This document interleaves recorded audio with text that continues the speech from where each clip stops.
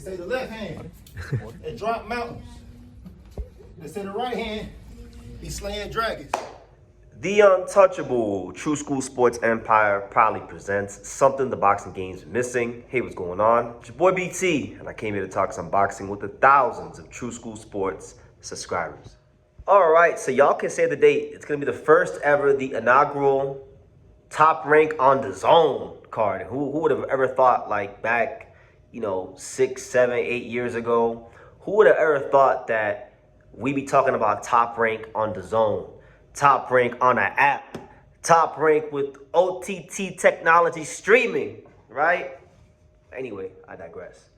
Because they used to always talk shit about the Zone back in the day. Like, I remember back when Jose Ramirez fought on Top Rank and he didn't want to join the World Boxing Super Series because they were on an app, but that is neither here nor there.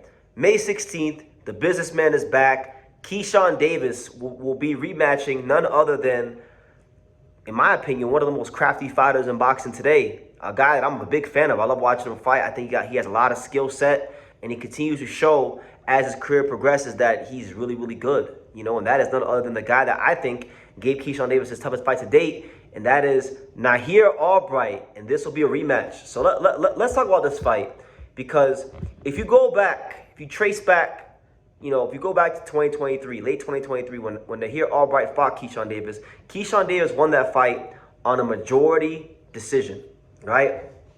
Now, the fight eventually became a no contest because, Davis got caught he tested positive for marijuana, which in the state of Texas, by the Texas Commission, is like a banned substance. So, they changed it roughly, 2 weeks after the fight. And it's no contest. But nonetheless, if you go back and you watch that fight, Albright gave Keyshawn Davis some real fits in that fight, counter punching in between. He actually wound up hurting him in that fight. And, Keyshawn Davis' career got real interesting ever since this fight because, he fought Awash Pedraza, beat him pretty easily. Miguel Madueno, he was doing this thing. Gustavo Lemos came in overweight. Then he becomes champion against Baranchik. And then, he lost his title on the scale when he was supposed to fight Delos Santos. He's become Christian now, so God bless him for that. Happy belated Easter to him and everybody out there watching this video. But nobody, in my opinion, nobody's really tested Keyshawn Davis like Nahir Albright. And whether people believe it or not, I feel like Keyshawn Davis has some demons here to exercise, because Nahir Albright didn't just give Keyshawn Davis a tough fight and hurt him when they fought. Keyshawn Davis took the belt off. He took his belt off and he beat the brakes off Kelvin, right? He beat the brakes off Kelvin, and he snatched Kelvin's O. I don't know how that fight was a majority decision. I thought he beat him pretty clearly, but they're gonna do what they're gonna do to make it not look as bad. He beat Kelvin. His last fight against Frank Martin, I was there. It was on the undercard of Mario Barrios versus Ryan Garcia. I thought he beat Frank Martin. He had Frank Martin hurt multiple times in the fight. He was dominating him in the back half of the fight. I didn't think it was no damn draw.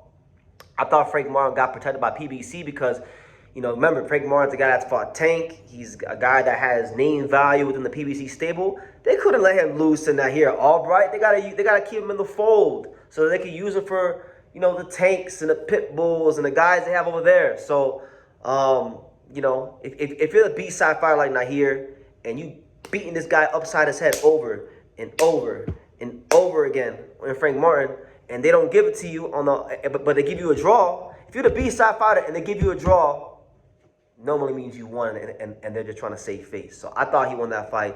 A lot of people thought he won that fight. I know I'm not alone. So that being said, really good fight. Keyshawn Davis, when you break down his style, he does a little bit. He does a little bit of everything really, really well. I think he actually is I think he's a real boxer puncher. A lot of people like to use that term, boxer puncher. I hear a lot of fighters call themselves boxer punchers. I'm gonna let y'all in a little secret. There's very few real boxer punchers in our sport, because a lot of guys that call themselves boxer punchers are punchers with average and or remedial boxing skills, but they just say they're boxer punchers to sound like they're more versatile than they actually are. A real boxer puncher, if he hurts his hand, he can win a fight just with his jab and things like that. I feel like Keyshawn Davis, he showed in the Javine Ortiz fight upper echelon boxing skills against an upper echelon, contender, right? He's a real boxer puncher. Even Nahir Albright to a degree. Like, even though people would say, well, he doesn't have a lot of knockouts. He only has 7 knockouts in 19 fights. But you look, if you looked at Frank Martin versus Nahir Albright, if you would have asked most people before that fight happened, who was the bigger puncher, most people would have told you Frank Martin is a bigger puncher than Nahir Albright. But when you watch the fight, who was winning, who was landing the bigger shots, who was backing the other fighter up more consistently, who was the more dominant, stronger, sharper, harder punching fighter in the last round, it was Nahir Albright. So to me, I feel like even he could be classified to a degree as a boxer puncher. So I look at this fight, actually, the way I see it, I look at it as 2 real boxer punchers.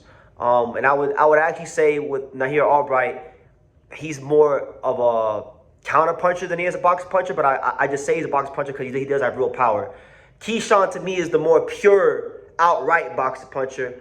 I think if Albright has the right guy in front of him, he could be a box puncher. But against a guy like Keyshawn, you'll see Nahir Albright revert to being more of the counter puncher like he did in the first fight. So it's a really good fight. I know a lot of people can criticize Keyshawn Davis because Keyshawn Davis has been streaming on Kick with all these guys, and he's been calling out Devin and all these different fighters and T.O. and who else did he call? He's been called Ryan Garcia. He's been calling out a bunch of big names.